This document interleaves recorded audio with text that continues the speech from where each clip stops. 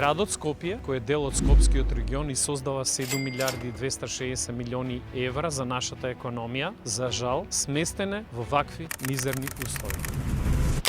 Во исто време, Народната банка ќе се сели во новата зграда до МНР и ќе остави сегашната зграда комплекс банки скоро празна. Како градоначалник на Скопје, ќе поднесам предлог до владата новото седиште на град Скопје да биде комплекс од банки каде сега е сместена Народна банка.